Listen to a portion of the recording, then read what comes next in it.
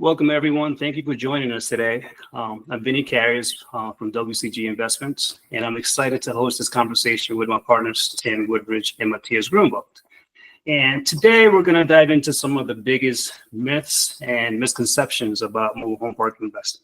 So this asset class is often misunderstood, and honestly, some of those misconceptions might be keeping smart investors on the sidelines, right? So our goal for today is simple, just to give a real experience-backed insight into, so you can see what's actually happening in this space, whether you're brand new or you're looking into investment in mobile home parks now, right? You're going to walk away with a better understanding of the risks and opportunities in this space. So with that said, let's get to it. All right, guys, I am an investor and I have a lot of money. Well, maybe not a lot of money, but I have some money to invest. And I'm hearing these things. I need you guys to help me out, right? I really want to invest in this space, but I have concerns. So, so mobile home parks, right? They're high risk, and it's a low quality investment, right? That scares me. What do you guys think? So, I mean, it's just mostly a misconception. I mean, there's definitely, some of it rooted in reality. We've definitely seen some rough parks. Our goal is always to take over the rough parks and make them not rough anymore and make them great investments.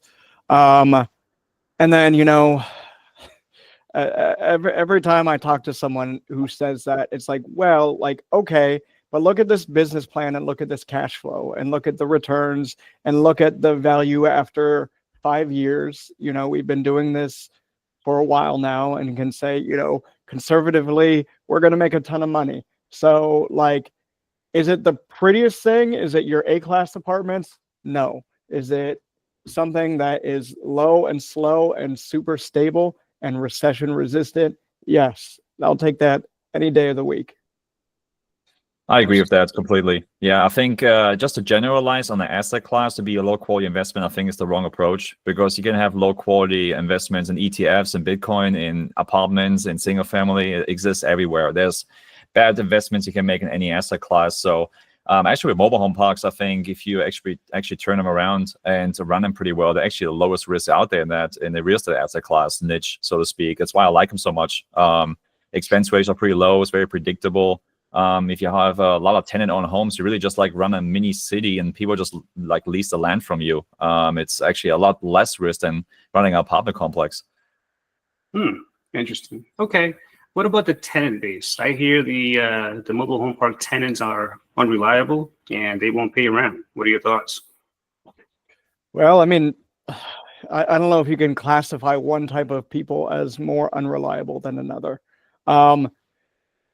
Sure, we get some people who have difficulty paying, and, we've got really great policies, procedures, really great processes to make sure that, like, okay, if you're not paying, you've got to go. And, we evict or we file eviction or whatever.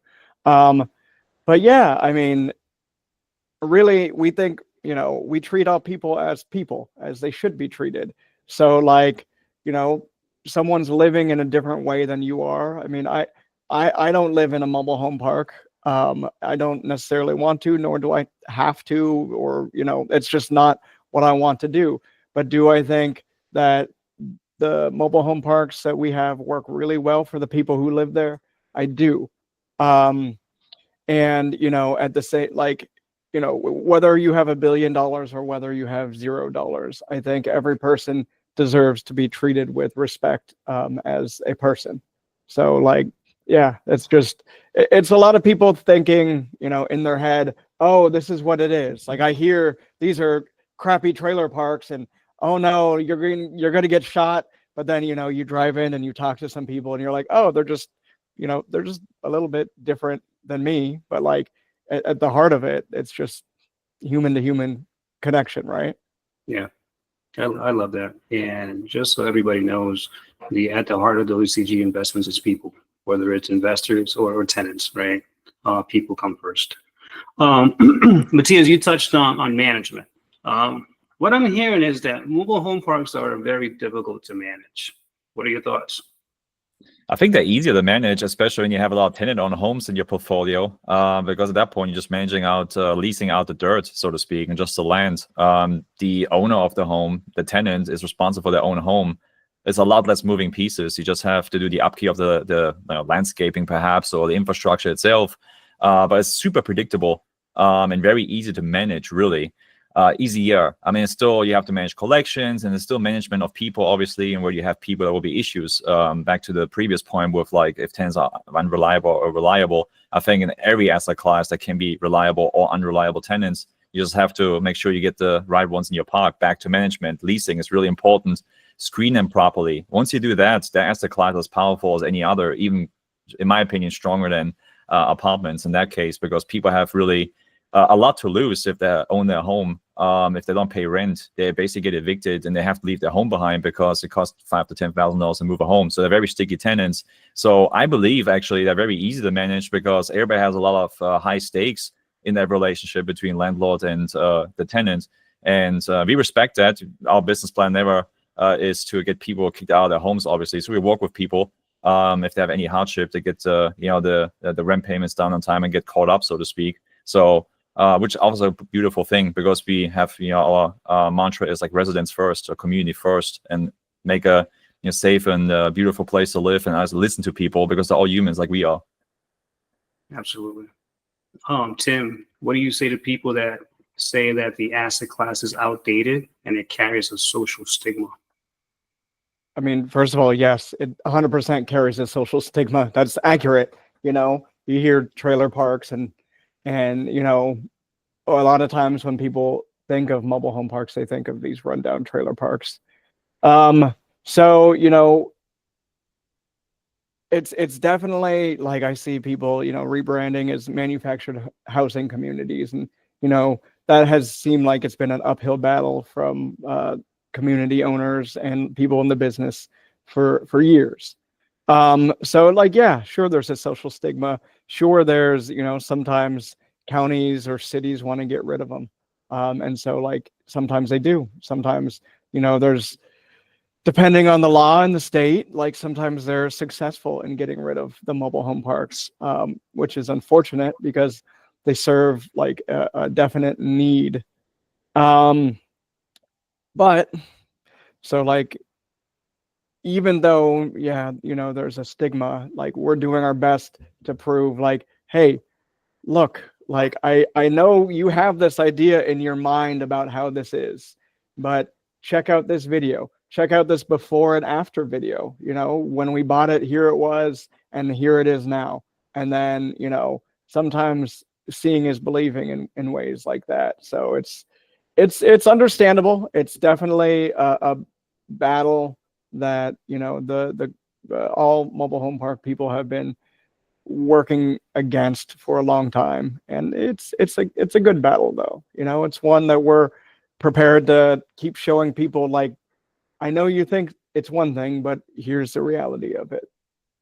Yeah, I like the challenge of removing that stigma, because when we walk some of these parks, even some of the parks that we own are like this, they're beautiful parks. They feel like a neighborhood. They feel like a nice, safe community, right?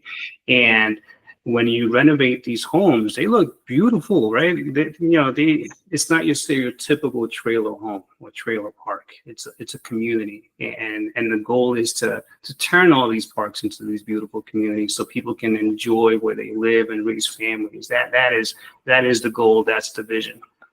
So Matthias, I'm trying to invest in mobile home parks, but the homes are mobile. People can just take off, right? That's scary to me. They can just pack and put the truck, hook it, and they're gone. What do you say to that? I'm a car guy. And I can tell you, an F-150 won't be able to pull that mobile home. 100%. I have an F-150. It won't work. Trust me. This is actually very expensive to move a mobile home. They are mobile, but it's going to cost you $5,000 to $10,000 to move one of those homes, depending on the distance where you move it to.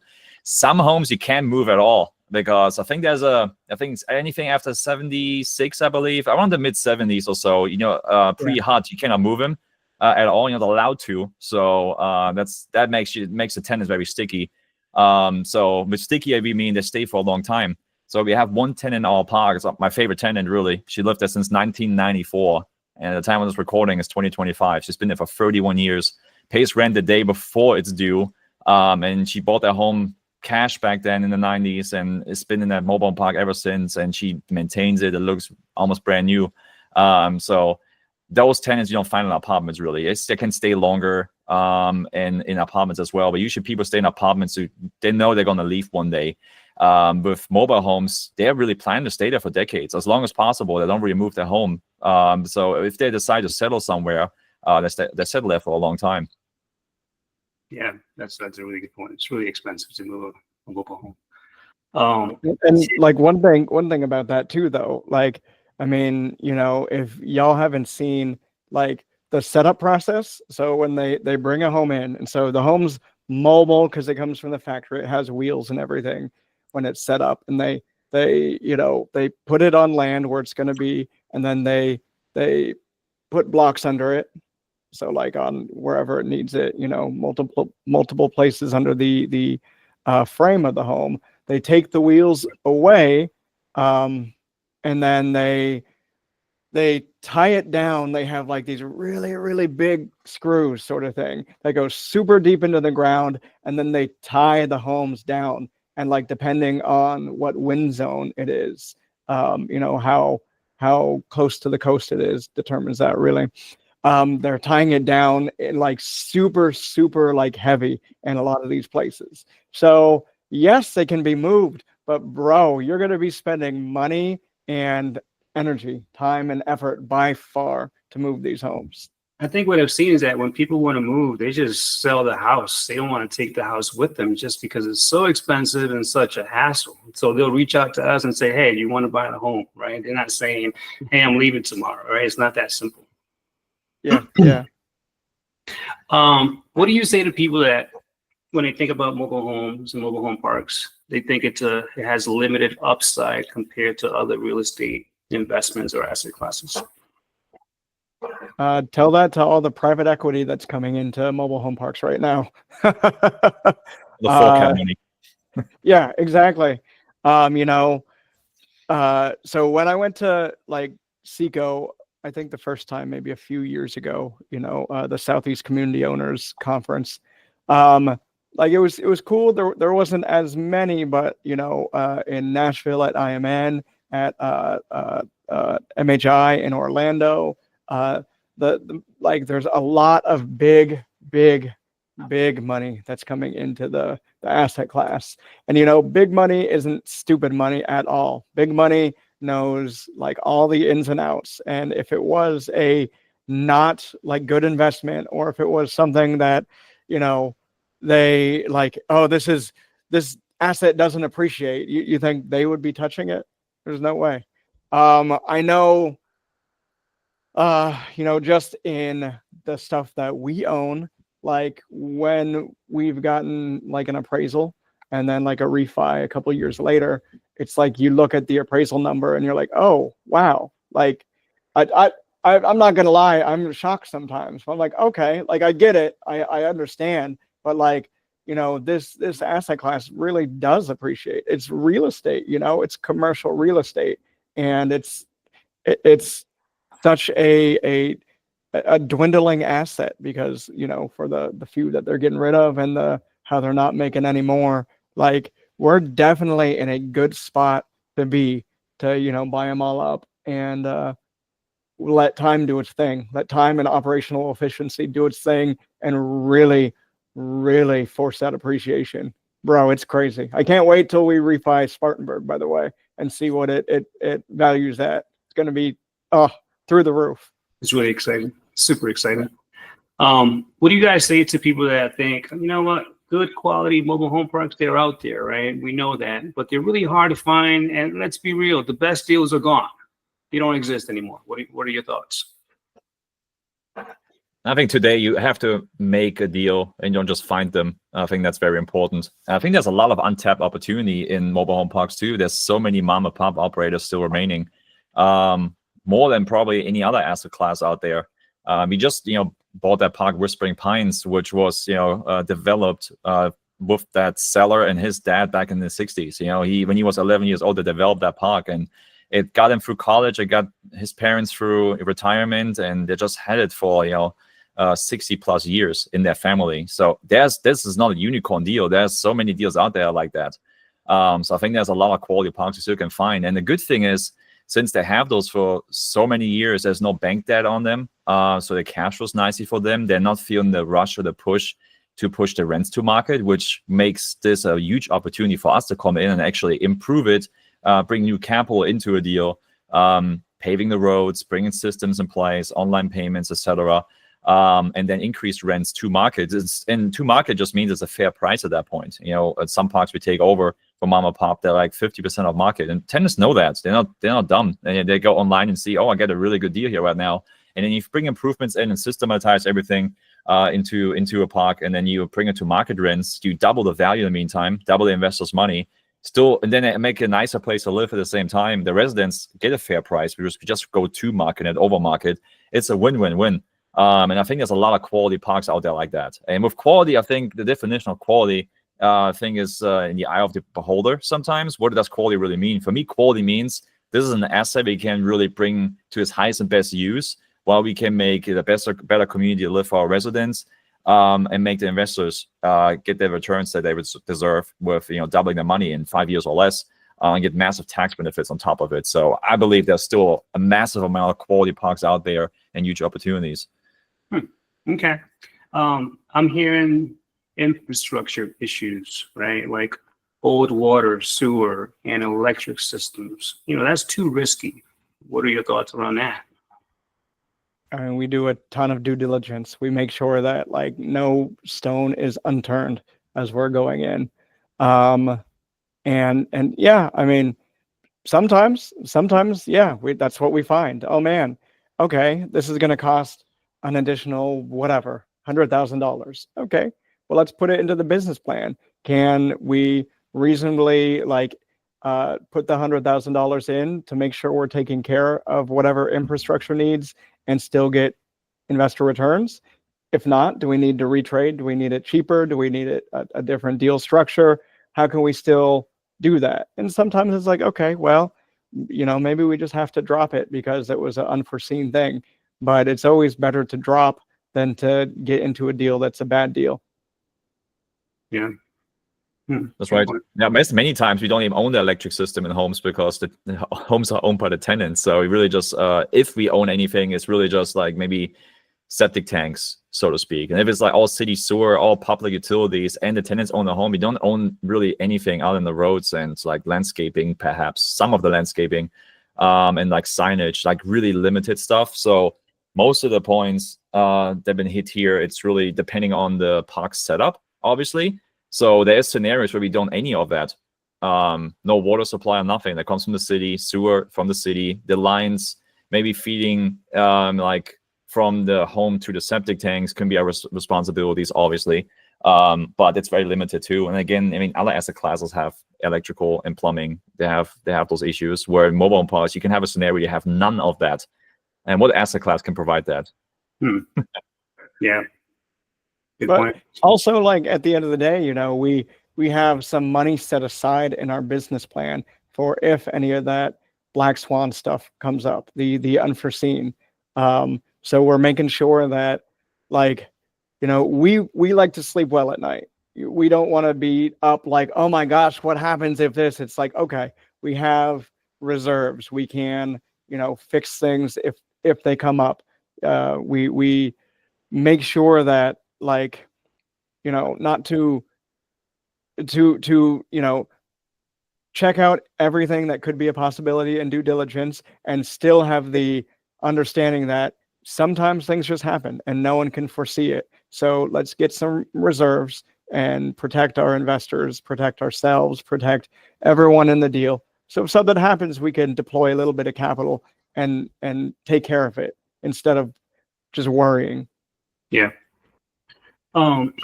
So, real estate, investments, different asset classes, you're always going to have some tenants that don't pay rent, right? It's a thing, it happens. But what I'm hearing is that evictions are harder with mobile home parks. Is that true? No, that's a myth for sure. You basically evicting based on unpaid rent, and rent is rent. Doesn't matter if it's lot rent or home rent or both. You can easily evict. Of course, state law varies. Obviously, every state is a little bit different, but we invested only in landlord-friendly states, especially in the southeast where we have the majority of our portfolio.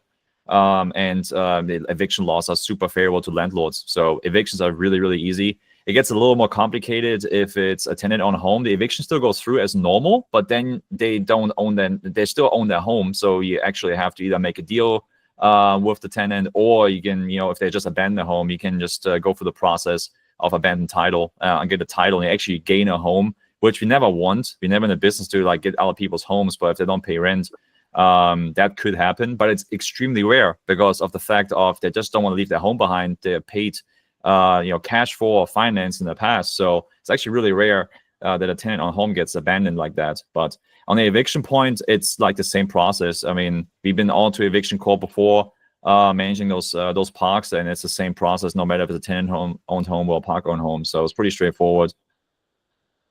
Okay. So what are your thoughts when people think, there's no professional pathway to invest in mobile home parks? It's very too mom and pop. Not as much anymore, right? There's a lot of, we are, a professional group. I have a handful of friends who are professional groups, and then there's even bigger. So I think it goes back to the perception of like, okay, these are just, rinky dink, maybe like, who knows, like one person owns them and like, they don't really know what they're doing. They're unsophisticated. But it's like, it's not so much like that. Even your unsophisticated, quote unquote, people, they know more than a lot of people think they do. But anyway, there's definitely groups that are just focused on mobile home parks and taking them down, raising capital from, your retail investors, your people who have a great job and, they want to kind of double their money in 5 years and save on taxes. It's like there's options. And so, whether they go with us or one of our friends, there's definitely amazing people in this space. And I think that's also like one thing I really like about this space is all the people I know, all the friends I've made who are owners at our size and bigger. Everyone's looking to help each other, sort of thing. So like if an investor who was looking to go with us went with like one of them, I would not be, I'd be like, good for them, because they're great people, they're great operators. So like there's definitely opportunity here for passive investors who just like want to dip their toe into a little bit of real estate ownership without the headaches of management. Let us do the headaches. Hey guys, you did a really good job. I think I'm ready to give you my money to invest. There we go. All right. So that wraps up our discussion on mobile home park investing myths. Thank you so much for joining us. As you can tell, at WCG Investments, we're very passionate about this space because we have seen the stability, the impact, and the opportunity it offers, not just for the investors, but for families that call these communities home.